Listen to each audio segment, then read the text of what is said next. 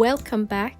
I know that I've been a little bit MIA here on YouTube. This is because summer has been summering, and this doesn't mean that I was very active, more that I was very unmotivated. But here is a little vlog of what I've been up to in the past few weeks. Hello and welcome from my little space here in Vienna. My name is Luise, I'm a literature student and writer, and I want to give you some insight on my master thesis and where I'm currently at. I'm writing about female authorship in the Viennese modernism, and I'm focusing on the conditions for women at this time, specifically for three authors with the names Rosa Mayreder, Emily Matthaya and Else Jerusalem. And I am currently working on the chapter on the theory and the method behind my thesis. And this is very interesting, looking at terms such as gender and authorship, especially authorship. When you look at it historically, it's so dominantly male. So when you think of an author, it is usually a man. I mean, the canon is very male dominated still nowadays as well, also at university. And when you look at older approaches and theoretical texts, the subject of the author is usually identified with a man.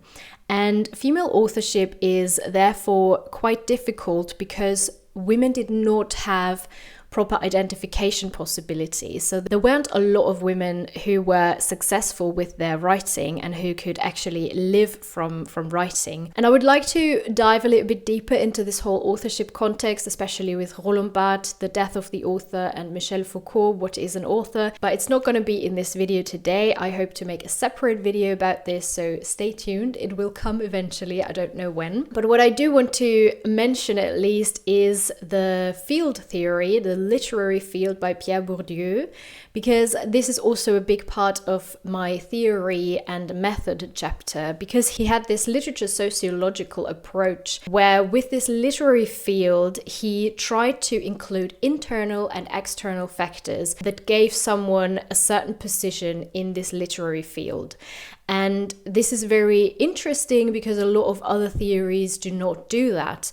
And I'm going to work with this theory, and it basically says that within this field, everyone brings in certain capitals. This is the economic capital, the social capital, the cultural capital, and the symbolic capital. And these different things, such as, how are your finances? What was your education? What prestige does your name have, for example?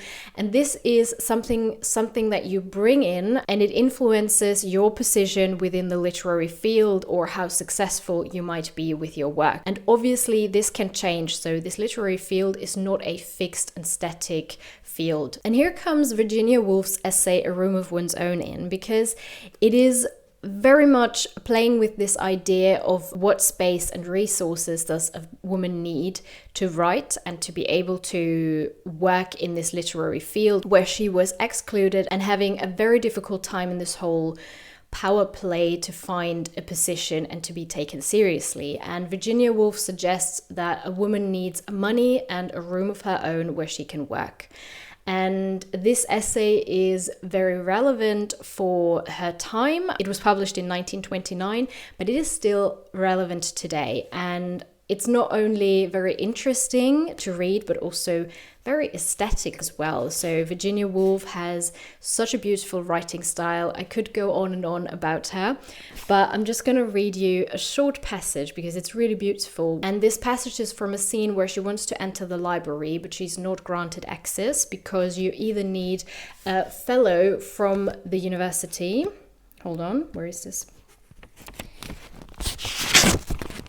Because it says that ladies are only admitted to the library if accompanied by a fellow of the college or furnished with a letter of introduction. That a famous library has been cursed by a woman is a matter of complete indifference to a famous library.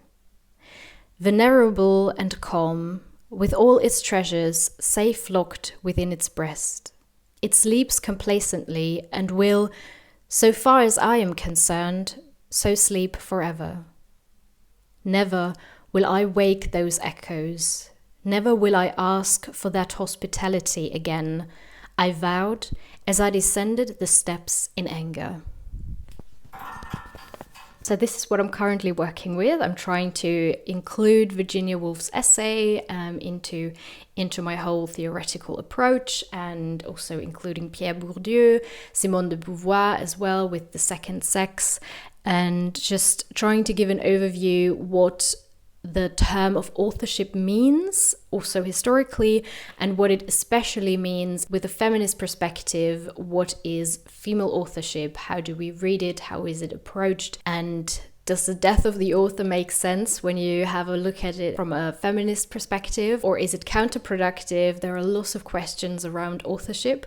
So I'm trying to put it all together into this first chapter, actually. I think it's one of my first chapters for the thesis. I have written another one, but I'm not working chronologically. So yeah, if you're interested in that, please let me know in the comments. So I will do another video where I dive deep into authorship and maybe Pierre Bourdieu's field theory.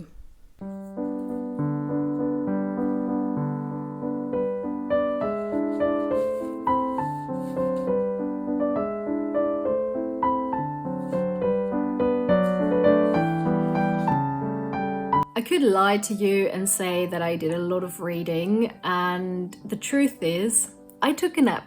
And summer is really my biggest opponent because I have a lot of internal motivation for all of my little projects, but then it is so hot that I just feel like I could sleep the whole day and I just want to lie in a cold bathtub. And the past few days were the first few very warm days here in Vienna, and I'm really struggling with it. So I had absolutely no motivation to go outside, even though I wanted to do something.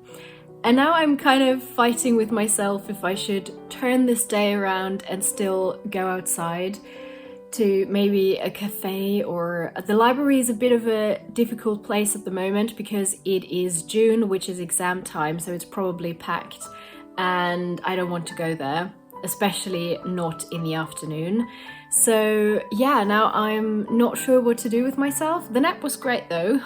Now that I don't have any courses at uni anymore, I need a lot of self-discipline to really stick to my schedule and do something, and it really helps to get out of the house to the library or a cafe or something. But everyone is busy today, so I have to be my own motivator, and that can be pretty difficult. But I thought I should share this as well, because not every day is super easy.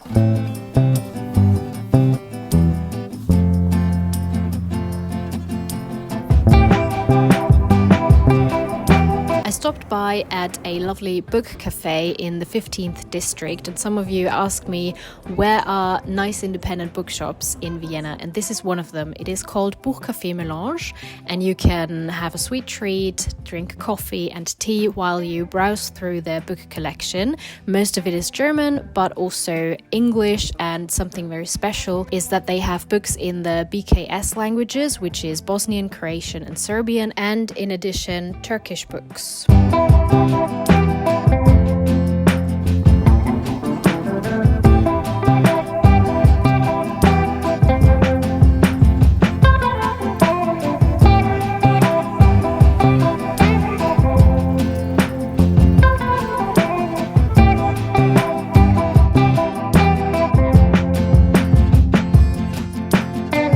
Ready for another round of reading and working, but before, I wanted to talk about the book Tomorrow and Tomorrow and Tomorrow, because I'm currently listening to it as an audiobook, and I had so many DNFs recently that I was really excited to start this audiobook, and also when I realized this is going to be a good one. So the book talks about three friends and them growing up and becoming game developers. And the thing is, I'm not a gamer at all, and I have had some phases where I was interested in a game. Maybe I had a Nintendo when I was younger, but I never really got into it. It was never a thing where I could spend hours with. And now listening to this audiobook is so interesting because it doesn't matter if you are a gamer or not. When you read this book, you want to play every single game that they talk about, and this is just already saying how great this book is and how well it is written, because it takes a lot to make something so interesting and something where you might need a lot of background information, but it actually works so well. It is a fantastic book, so I think the hype is absolutely deserved. And it reminds me of a similar book from an Austrian author called Echtzeitalter by Tonio Schachinger that I recently read, and I want to talk about these books in my next book talk because I'm very excited about them. But now it is time to get back to my working desk and do some more reading about the Viennese modernism and authorship.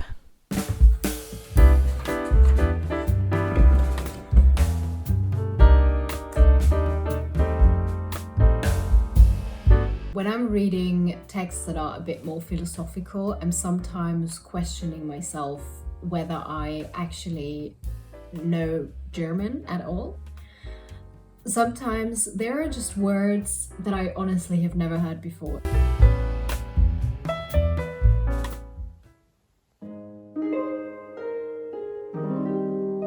As the days went on and June and early July passed by, I went to more cafes, and when the exam time was finally over, also back to the libraries.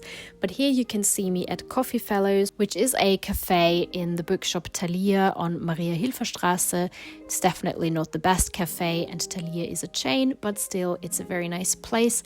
There are limited seating areas for when you're working on your laptop, but when you're seated in front of the window, you can look out at all the passengers passing by, which is very nice and sometimes a nice distraction.